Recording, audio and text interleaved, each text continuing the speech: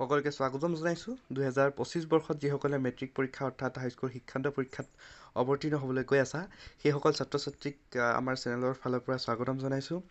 ভিডিঅ'টো আৰম্ভ কৰাৰ আগতে যিহেতু এই ভিডিঅ'টো তোমালোকৰ কাৰণে বহুত এটা বিশেষ ইম্পৰ্টেণ্ট ভিডিঅ' হ'বলৈ গৈ আছে, গতিকে তোমালোকে ভিডিঅ'টো শেষলৈকে চাবা। কিন্তু তাৰ আগতে আমি এখন কুৱেশ্যনছ পেপাৰ তোমালোকক দেখাই ল'ব বিচাৰিছোঁ। কুৱেশ্যন পেপাৰ তোমালোকে যিখন কুৱেশ্যন পেপাৰ স্ক্ৰীণত দেখি আছা সেই কুৱেশ্যন পেপাৰখনৰ এটা বিশেষত্ব আছে। এইখন হৈছে কুৱেশ্যন পেপাৰ বেলেগ নহয়, এখন 2024 বৰ্ষত যোৱা বিগত বৰ্ষত হৈ যোৱা এখন কুৱেশ্যন পেপাৰ, ছ'চিয়েল ছায়েন্সৰ কুৱেশ্যন পেপাৰ। তোমালোকক এই কুৱেশ্যন পেপাৰখন দেখুওৱাৰ এটাই উদ্দেশ্য যে ইয়াত যিখিনি কুৱেশ্যনছ তোমালোকে দেখিবলৈ পাইছা, ঠিক আছে, ইয়াত তোমালোকে পেপাৰখনত যিখিনি কুৱেশ্যনছ ইয়াত দেখিবলৈ পাইছা গোটেইখিনি কুৱেশ্যনছ বা লং কুৱেশ্যনছখিনি যদি কথা আমি বিশেষভাৱে ক'বলৈ যাওঁ, এই কুৱেশ্যনখিনি আমি বাছি দিয়া কুৱেশ্যনছ। এতিয়া তোমালোকে হয়তো ভাবিছা যে কুৱেশ্যনছখিনি কেনেকৈ আমি বাছি দিয়া হ'ল। এই কুৱেশ্যন পেপাৰখন কটাৰ আগতে আমাৰ চেনেলৰ ফালৰ পৰা তোমালোকে যদি চেনেলটো চেক কৰা তোমালোকে গম পাবা যে যিকেইটা কুৱেশ্যনছ ইয়াত আহিছে গোটেইকেইটা কুৱেশ্যনৰ 90% কুৱেশ্যনেই আমি কমন পেলাইছোঁ, তোমালোকক দিছিলোঁ। যে 2024 বৰ্ষত যিসকলে আমাৰ চেনেলৰ লগত জড়িত হৈ আছিলে প্ৰায় 10,000 ছাত্ৰ ছাত্ৰী, তেওঁলোকৰ ৰিভিউসমূহ, তেওঁলোকৰ কমেণ্টসমূহ তোমালোকে যদি আমাৰ চেনেলটো খুচৰি চোৱা বা ভিডিঅ'সমূহ যদি তোমালোকে চোৱা তোমালোকে দেখিব পাবা যে ইয়াৰ আমি 90% কুৱেশ্যনছ আমাৰ চেনেলৰ যোগেদি কমন দি দিয়া হৈছিল। আৰু সেইসমূহ কুৱেশ্যনক আমাৰ 2024 বৰ্ষৰ মেট্ৰিক পৰীক্ষাত অহা দেখা গৈছিল। গতিকে তোমালোকক এইটো এইকাৰণে দেখুওৱা হৈছিল যে তোমালোকে আমাৰ ওপৰত কিমান ট্ৰাষ্ট কৰিব পাৰা সেই কথাটো বুজাবলৈকে তোমালোকৰ এই কুৱেশ্যনছ পেপাৰখন তোমালোকক দেখুওৱা হৈছিল। এতিয়া তোমালোকে যদি ট্ৰাষ্টেড ইউটিউব চেনেল এটা বিচাৰি আছা, হয় তোমালোকে ঠিক জেগাত আহিছা। আৰু যদি তোমালোকৰ ট্ৰাষ্টৰ বাবে তোমালোকে আমাৰ চেনেলটো চেক কৰিবা, চেনেলটোৰ কমেণ্টসমূহ চেক কৰিবা, প্ৰিভিয়াছ ভিডিঅ'সমূহ চেক কৰিবা, তেতিয়ালৈকে তোমালোকে আমাৰ পৰা এটা ট্ৰাষ্ট হ'ব। আৰু ভিডিঅ'টো আৰম্ভ কৰাৰ আগতে কৈছোঁ, তুমি যদি চেনেলটো নতুন আহিছা চেনেলটো ছাবস্ক্ৰাইব কৰা আৰু তোমাৰ লগৰ বন্ধু বান্ধৱ 5জনলৈ আমাৰ এই ভিডিঅ'টো শ্বেয়াৰ কৰিবা যাতে আমি তোমালোকক হেল্প কৰি যাবলৈ সক্ষম হওঁ। ঠিক আছে, গতিকে আহা আমি ভিডিঅ'টো পোনতে আৰম্ভ কৰোঁ। প্ৰথমে তোমালোকে দশম শ্ৰেণীৰ পাঠ্যপুথি যিখন তোমালোকৰ সমাজ বিজ্ঞানৰ দ্বিতীয় খণ্ড ভূগোল খণ্ডটো তোমালোকে উলিয়াই লোৱা আৰু এটা পেন লৈ লোৱা।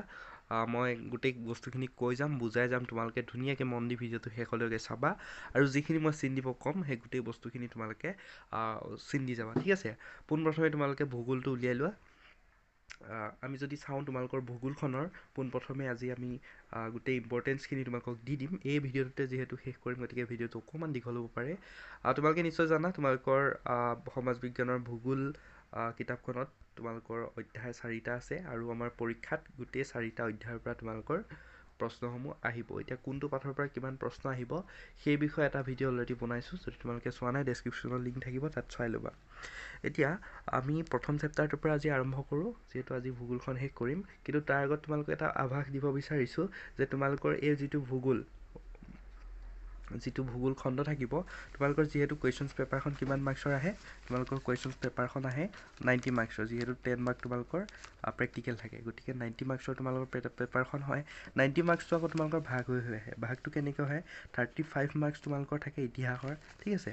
নেক্সট 35 মাৰ্কছ তোমালোকৰ থাকে ভূগোলৰ, অৰ্থাৎ এইখন ছাবজেক্টৰ কিমান হ'ব তোমালোকৰ 35 মাৰ্কছ থাকে। আৰু বাকী 20 তোমালোকৰ থাকে পলিটিকেল আৰু ইকনমিক্সৰ, অৰ্থাৎ ৰাজনৈতিক আৰু অৰ্থনীতি। এতিয়া যিহেতু আমি গম পালোঁ যে সমাজ বিজ্ঞানৰ ভূগোল খণ্ডত তোমালোকৰ কিমান মাৰ্কছ আহিব, টোটেল আহিব তোমালোকৰ 35 মাৰ্কছ। এতিয়া এই 35 মাৰ্কছটো অকলেই জানো লং কুৱেশ্যনেই জানো আহিব, হয়নে? অকলটো লং কুৱেশ্যনছ নাহে। ইয়াত 35টোৰ ভিতৰত তোমালোকৰ দুভাগত বিভক্ত থাকিব, MCQ থাকিব, ঠিক আছে, MCQ থাকিব। তাৰপিছতে আৰু এটা ভাগ থাকিব তোমাৰ কিহৰ, এটা ভাগ থাকিব তোমাৰ লং কুৱেশ্যনৰ, এতিয়া আমি এই ভিডিঅ'টোত কি আলোচনা কৰিম, আমি এই ভিডিঅ'টোত আলোচনা কৰিম তোমালোকৰ অকল লং কুৱেশ্যনৰ বিষয়ে। এতিয়া যদি আমি ইয়াত চাবলৈ যাওঁ, এই যিটো ভূগোল খণ্ড, এই ভূগোল খণ্ডত তোমালোকৰ টোটেল মাৰ্কছ থাকিব 35 আৰু ইয়াত 35ৰ ভিতৰত তোমালোকৰ কি থাকিব, 35ৰ ভিতৰত তোমালোকৰ 18 নম্বৰ তোমালোকৰ লং কুৱেশ্যনছ থাকিব। এতিয়া 18 নম্বৰ লং কুৱেশ্যনছ থাকিব বুলি মই ক'লোঁ কাৰণ কেলৈ, মই ব্লু প্ৰিণ্টটো তোমালোকক অলৰেডি দি দিছোঁ, তোমালোকে চাই ল'বা। এতিয়া প্ৰথম চেপ্টাৰটো আছে আমাৰ কি, অৰ্থনৈতিক ভূগোল বিষয়বস্তু আৰু পৰিসৰ। এই চেপ্টাৰটোত তোমালোকে কি থাকিব, এই চেপ্টাৰটোত তোমালোকৰ থাকিব 4 মাৰ্কছৰ এটা লং কুৱেশ্যন এতিয়া এই 4 মাৰ্কছৰ লং কুৱেশ্যনটো কি হ'ব আমি সেইটো চাম অৰ্থাৎ তোমালোকে কমন দি দিম তোমালোকে চিন দি যাবা অকণমান দীঘল হৈছে যিহেতু কথাখিনি আৰম্ভণিৰ পৰা ক'বলগীয়া হৈছে গতিকে ভিডিঅ'টো বৰিং নাখাবা বহুত এটা ইম্পৰ্টেণ্ট ভিডিঅ' তোমালোকৰ উদ্দেশ্যে বনোৱা হৈছে ঠিক আছে তোমালোকে প্ৰশ্নাৱলীখিনি উলিয়াই লোৱা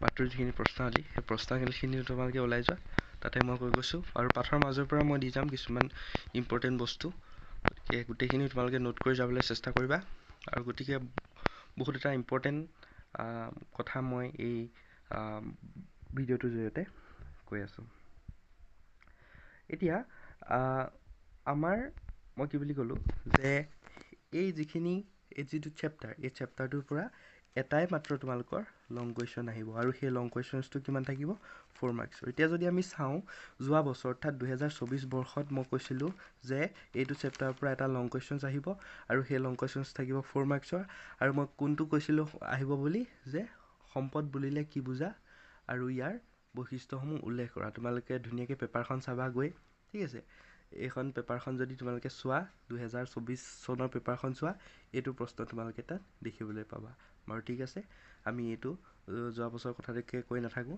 এই বছৰৰ কাৰণে আমি ইম্পৰ্টেণ্ট কুৱেশ্যনছ দিওঁ ঠিক আছে এতিয়া এইটো কুৱেশ্যন তোমালোকে মই যিটো ইয়াত হাইলাইট কৰি দিছোঁ এই কুৱেশ্যনছটো তোমালোকে কি কৰিব লাগে এই কুৱেশ্যনটো তোমালোকে চাবলৈ নালাগে কাৰণ কিয় যোৱা বছৰৰ যি কুৱেশ্যনছটো যিহেতু আহি গৈছে গতিকে এই কুৱেশ্যনছটো তোমালোকে নাচালেও হ'ব ঠিক আছে কেতিয়াবা খুব ৰেয়াৰ চান্স থাকে যেতিয়া কুৱেশ্যনছবিলাক ৰিপিট হয় কিন্তু সচৰাচৰ ৰিপিট কুৱেশ্যনছবিলাক নহয় অৰ্থাৎ যোৱা বছৰৰ প্ৰশ্নটো এইবাৰে দি নিদিয়ে গতিকে এই যিটো মই য়েল্ল' কালাৰ দি পিনি যিটো হাইলাইট কৰি দিছোঁ এই কুৱেশ্যন তোমালোকে নাচালেও হ'ব কাৰণ কিয় এইটো যোৱা বছৰ আহি গৈছে এতিয়া তোমালোকে কোনটো কুৱেশ্যন চাবা তোমালোকৰ কুৱেশ্যনছ মই দি দিছোঁ এতিয়া যিটো মই হাইলাইট কৰি দিম ঠিক আছে যিটো প্ৰথম প্ৰশ্ন থাকিব অৰ্থনৈতিক ভূগোল কাক বোলে অৰ্থনৈতিক ভূগোলৰ প্ৰধান শাখাবোৰ উল্লেখ কৰা এই যিটো কুৱেশ্যনছ থাকিব তোমালোকে এই কুৱেশ্যনছটো তোমালোকে ধুনীয়াকৈ মুখস্থ কৰি যাবা ঠিক আছে এই কুৱেশ্যনছটো তোমালোকে ধুনীয়াকৈ চাই মেলি মুখস্থ কৰি যাবা এই কুৱেশ্যনছটো অহাৰ 90% সম্ভাৱনা আছে ঠিক আছে নেক্সট তোমালোকৰ কুৱেশ্যনছ তোমালোকৰ অহাৰ চান্স আছে যে কুৱেশ্যনছ নাম্বাৰ 4 কুৱেশ্যনছ নাম্বাৰ 4টো তোমালোকে চোৱাচোন যে অৰ্থনৈতিক ভূগোলৰ প্ৰধান শাখাসমূহৰ বিষয়বস্তু সম্পৰ্কে চমুকৈ লিখা এই কুৱেশ্যনছটো তোমালোকে ধুনীয়াকৈ চাই যাবা এই কুৱেশ্যনছটো অহাৰো চান্স আছে নেক্সট তোমালোকে কুৱেশ্যনছ কোনটো চাই যাবা যে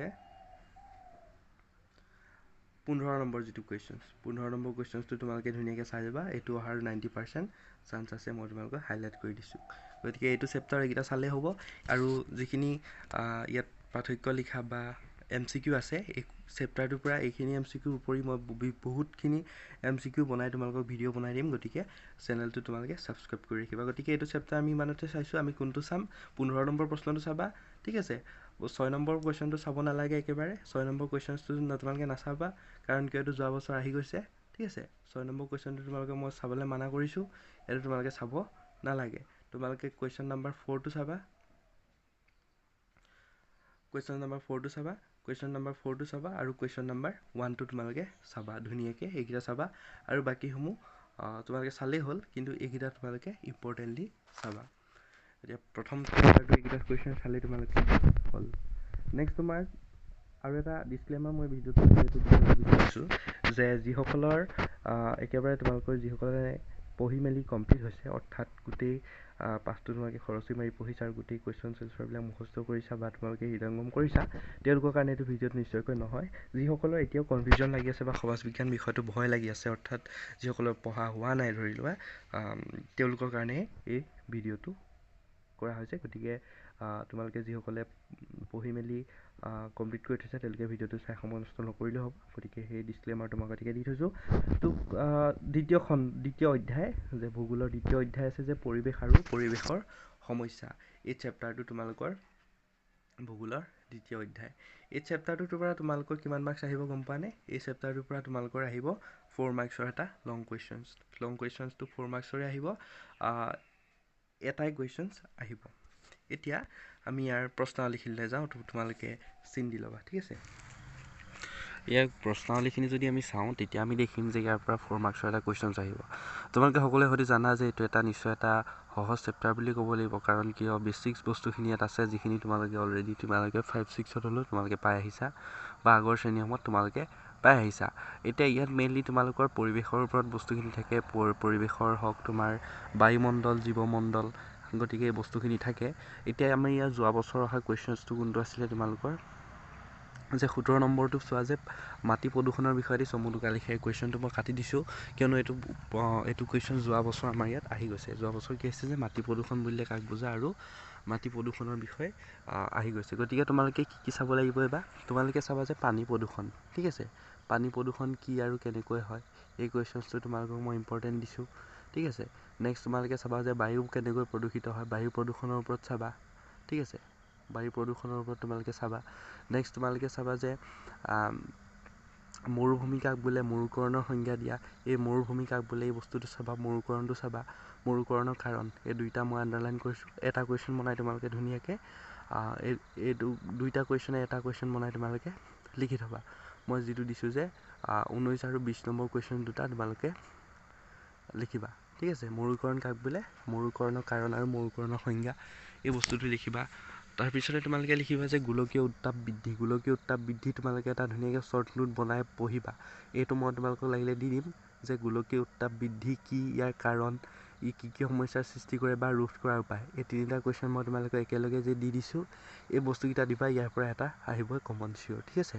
এই তিনিটা কুৱেশ্যন তোমালোকে চাবা যে গোলকীয় উত্তাপ বৃদ্ধি কি, ই কেনেকৈ সৃষ্টি হয় আৰু ইয়াৰ বৃদ্ধি ৰোধ কৰাৰ উপায়সমূহ কি কি।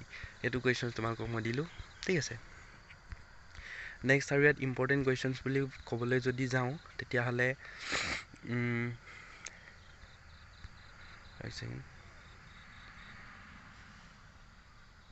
মই কোৱাখিনিয়ে, ঠিক আছে। এইকেইটা কুৱেশ্যন তোমালোকে ধুনীয়াকৈ চাই যাবা।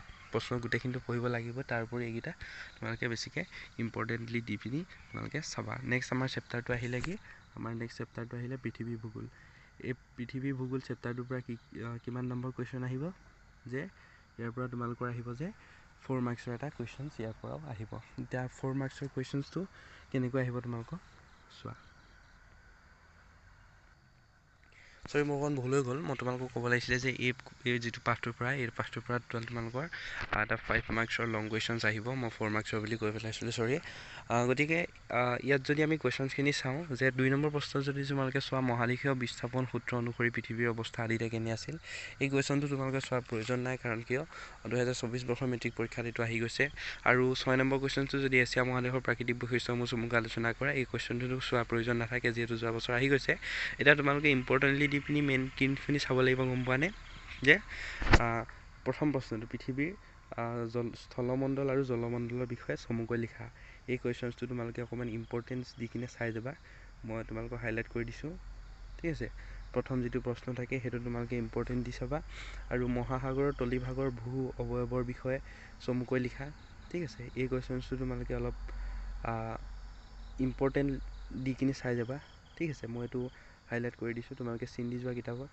নেক্সট তোমালোকে কুৱেশ্যনছ ইম্পৰ্টেণ্ট বুলি ক'বলৈ গ'লে ইয়াৰ পৰা তোমালোকৰ খুব শ্বৰ্ট কুৱেশ্যন আহিব, সেইখিনি মই দি দিম। আৰু এক ছেকেণ্ড, মই ইম্পৰ্টেণ্ট কুৱেশ্যনছখিনি তোমালোকক যদি দেখুৱাবলৈ চাওঁ, মহাসাগৰ যি 5খন আছে সেই মহাসাগৰ 5খনৰ বিষয়ে অলপ তোমালোকে চাই যাবা। আৰু তোমালোকৰ মহাদেশ যিকেইখন আছে সেই মহাদেশ 7খনৰ বিষয়ে তোমালোকে অলপ চাই যাবা। গতিকে বেছি টান বস্তু নাই, সেই কুৱেশ্যনকেইটা চাই যাবা মই দিয়াকেইটাৰ উপৰিও, ঠিক আছে। বাকী শ্বৰ্ট কুৱেশ্যনখিনি মই এটা ভিডিঅ'ত চাই দিম। নেক্সট তোমালোকৰ চেপ্টাৰ আহিলে যে অসমৰ ভূগোল। অসমৰ ভূগোল চেপ্টাৰটোৰ পৰা তোমালোকে জানা হায়েষ্ট মাৰ্কছ এই চেপ্টাৰটোৰ পৰা আহে। ইয়াত তোমালোকৰ এটা লং কুৱেশ্যনছ আহিব, ঠিক আছে। লং কুৱেশ্যনছটো থাকিব তোমালোকৰ 5 মাৰ্কছৰ। আৰু তোমালোকৰ আহে যে এখন মেপ আঁকিব। সেই মেপৰ কাৰণে তোমালোকে এটা মই ভিডিঅ' বনাম, ভিডিঅ'টো আহিব লাহে লাহে। আৰু সেই ভিডিঅ'টোত ডাইৰেক্ট মই তোমালোকৰ যিটো 4 মাৰ্কছ থাকে সেই 4 মাৰ্কছটো মই কমন পেলাই দিম। গতিকে আমি 5 মাৰ্কছৰটোৰ কাৰণে যদি চাওঁ, প্ৰশ্নাৱলীখিনি যদি উলিওৱা, ঠিক আছে। যদি প্ৰশ্নাৱলীখিনি তোমালোকে উলিওৱা, তোমালোকে ইয়াত মেইনলি তোমালোকে কোনখিনি প্ৰশ্ন চাব লাগিব, বহুতখিনি প্ৰশ্ন তোমালোকে ইয়াত দেখিবলৈ পাবা। এতিয়া যদি আমি লাষ্টৰ পৰা যাওঁ যে অসমৰ কৃষি উন্নয়নৰ সমস্যাবোৰ উল্লেখ কৰা। অসমৰ কৃষি উন্নয়নৰ সমস্যাসমূহ চাবা, ঠিক আছে। অসমৰ কৃষি উন্নয়নৰ সমস্যাসমূহ চাবা। এইটো কুৱেশ্যন ইম্পৰ্টেণ্ট হৈছে, এইবাৰ অহাৰ চান্স আছে। তাৰপিছতে অসমৰ চাহ উদ্যোগৰ বিষয়ে চমুকৈ লিখা। এই কুৱেশ্যনটো তোমালোকে চিন দি লোৱা ইম্পৰ্টেণ্টলি, ঠিক আছে। তাৰপিছতে নেক্সট তোমালোকে চাবা যে এই দুটা অসমৰ প্ৰধান তৈলক্ষেত্ৰসমূহৰ বিষয়ে অলপ চাবা আৰু জলসম্পদৰ বিষয়ে অলপ তোমালোকে চাবা, বা এটা শ্বৰ্ট নোট এটা বনাই পেলাই তোমালোকে লিখি ল'বা এই বস্তুকেইটা, ঠিক আছে।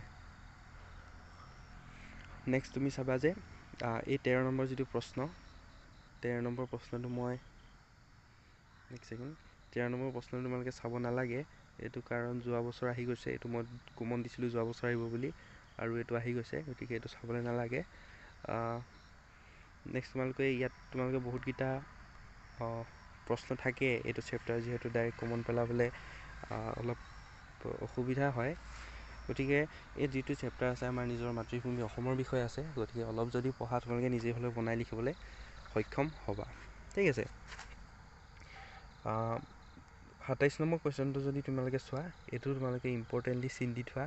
এই প্ৰশ্নটো তোমালোকে আহিব পাৰে। আৰু এটা কুৱেশ্যনছ মই তোমালোকক ইয়াত হাইলাইট কৰি দিম, সেইটো তোমালোকে ইম্পৰ্টেণ্টলি দি চাবা। আৰু এই গোটেইকেইটাৰ ভিতৰত তোমালোকে এটা কমন পাবা বুলি মই আশা ৰাখিছোঁ, যে অসমৰ অৰ্থনীতিত, অসমৰ কুৱেশ্যনটো এনেকৈ বনাই দিব, অসমৰ অৰ্থনীতিত কৃষি খণ্ডৰ দৰে উদ্যোগ খণ্ডৰ গুৰুত্ব অধিক, কিন্তু অসমত ঔদ্যোগিক বিকাশৰ বাবে প্ৰয়োজনীয় সম্ভাৱনা থকা স্বত্তেও ঔদ্যোগিকৰণৰ প্ৰক্ৰিয়া এতিয়াও মন্থৰ হৈ আছে। ইয়াৰ কাৰণসমূহ, এই যিখিনি কাৰণ আছে, ঠিক আছে, এই যিখিনি কাৰণ আছে, গোটেই কাৰণখিনি টপিক ৱাইজ নহ'লেও তোমালোকে এটা নোটছ লিখি থবা। কাৰণ কিয় এই গোটেই বস্তুখিনি ইম্পৰ্টেণ্ট হ'ব, তোমালোকে চিন দি লোৱা এইখিনি, ঠিক আছে।